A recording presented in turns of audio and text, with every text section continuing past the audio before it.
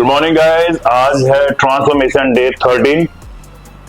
तो आज मैं करूंगा लेग्स का वर्कआउट। वैसे तो हमारा है आज बैक का वर्कआउट, क्योंकि हमने कल किया था चेस्ट का वर्कआउट।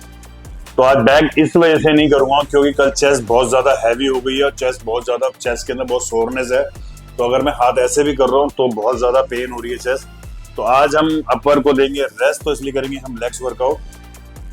तो और इसका बेसिकली जैसे मैंने अभी आपको बताया कि अब चेस्ट करी थी तो बहुत ज्यादा पेन हो रखा है। तो ये आपकी बॉडी अपने आप ही एक सिग्नल दे रही होती है कि भाई मैं आज कर सकता हूँ या नहीं कर सकता हूँ, या मेरे को क्या प्रॉब्लम हो रही है, कितना पेन हो रहा है, या आपको खुद को पता चलता है। तो इसको बोलते हैं बॉडी सिग्नल।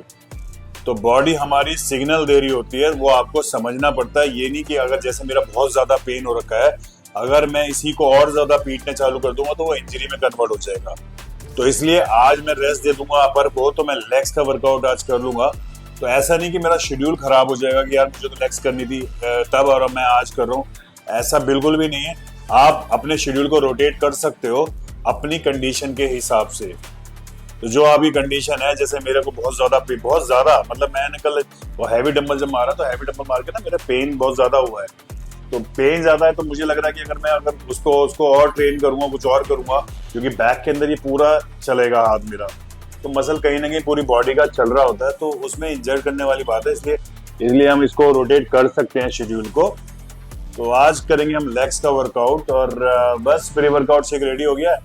तो ये मुझे बात करनी थी क्योंकि बॉडी सिग्नल ये आपको समझना पड़ेगा, क्योंकि आपके अंदर रेगुलर वर्कआउट करते करते आपके अंदर इतनी समझ होनी चाहिए कि मेरी बॉडी मुझे क्या कह रही है, क्या सिग्नल दे रही है। सबसे इंपॉर्टेंट चीज बता रहा हूं मैं आपको, तो इस चीज का ध्यान रखा करो जब आपको लग रहा है कि नहीं मैं वर्कआउट करने के लिए तैयार नहीं हूं। जैसे मैं लेग्स कर सकता हूं क्योंकि मेरे लेग्स में ठीक है। अगर मैं पूरा टायर्ड फील कर रहा होता, मेरी बॉडी कहती नहीं भाई तू लेग्स भी नहीं कर सकता, तू कुछ नहीं कर सकता, तो मैं स्किप कर देता। चाहे मैं एक दिन स्किप करूं, मैं दूसरे दिन भी मेरे को नहीं लग रहा कि मेरी रिकवर हो पाया। जब बॉडी रिकवर हो तभी आपको वर्कआउट करना है, वरना बॉडी नेगेटिव में जाएगी। इसमें ये आपको ध्यान रखना पड़ेगा। तो ये क्या है, माइंड इसके अंदर आपको खुद को भी चलाना पड़ेगा। ये नहीं कि आपको बता दिया गया और आप बस करे जा रहे हैं, उसको और थकाए जा रहे हैं, तो मसल कभी भी आपके अंदर चेंज नहीं दिखाएगा, ग्रो नहीं होएगा मसल, और नेगेटिव में जाना शुरू हो जाएगा। जो आप करना चाहते हो वो होगा ही नहीं।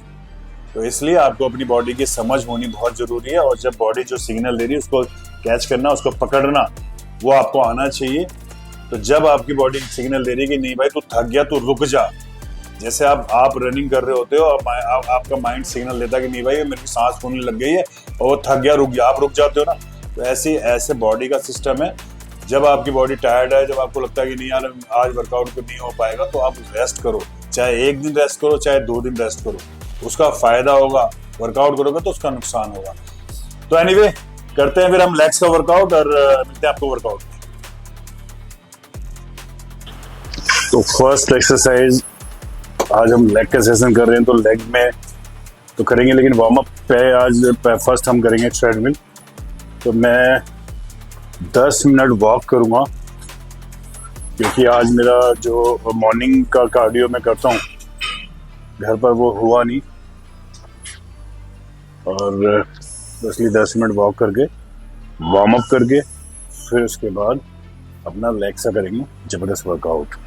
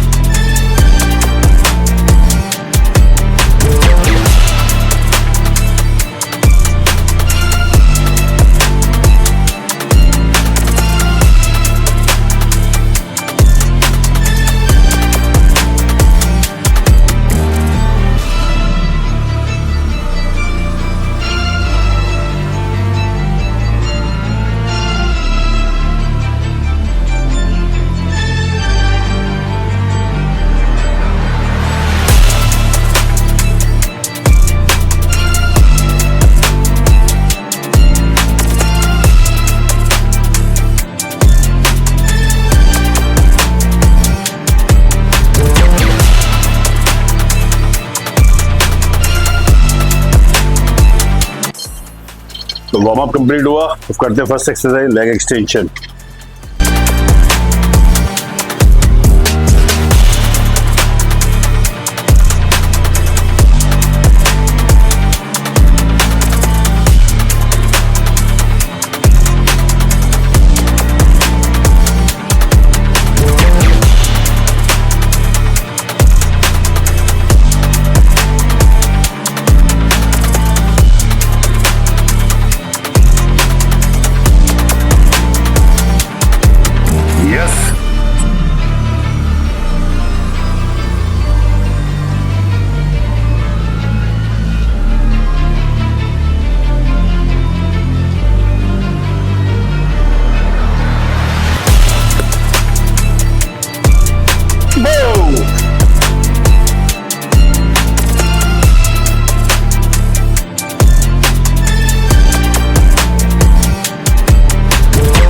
तो भाई 2 एक्सरसाइज कंप्लीट हो गई है।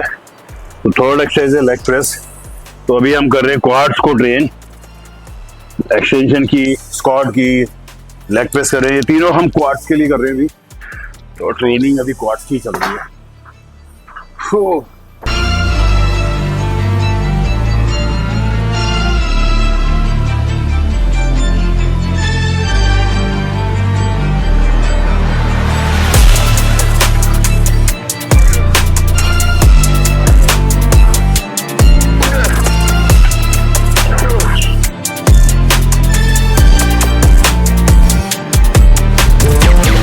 तो गाइस ये है फोर्थ एक्सरसाइज लेग प्रेस।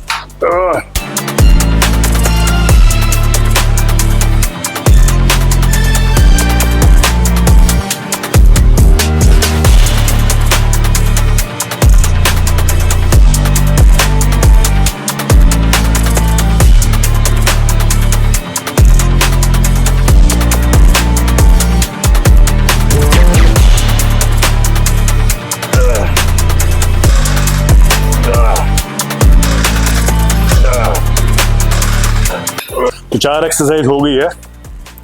5वीं एक्सरसाइज है लेग कर्ल।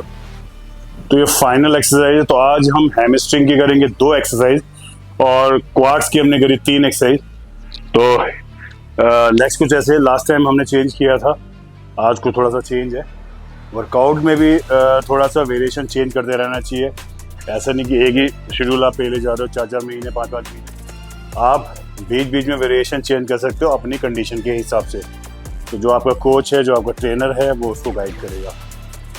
तो इसलिए अंडर गाइडेंस चलना बहुत ज़रूरी है। तो लास्ट एक्सरसाइज लेग कर्ल है। तो लेग कर्ल मेरे पास 2 हैं। जो लास्ट टाइम दिखाई थी उस पर अब थोड़ा सा डिफरेंट चाहिए, तो स्ट्रेट लेग है। ये ओल्ड स्कूल लेग कर्ल है। इसका लोड अलग है, दूसरी वाली लेग कर्ल है उसका लोड अलग है। तो डिफरेंट लोड है। तो आज हम इसको करेंगे।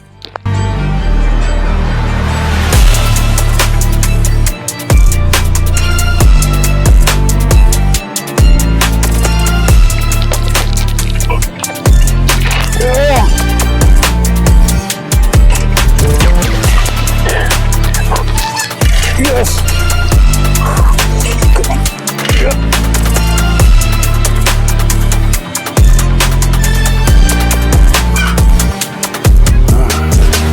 तो गाइस, तो लेग्स का वर्कआउट, इसके बाद काफ्स करके खत्म। तो आज का सेशन होता है फिनिश। एब्स कुछ नहीं करेंगे आज, बस पोस्ट वर्कआउट मील लेंगे और रेस्ट। हालत खराब हो गई है बहुत ज़्यादा।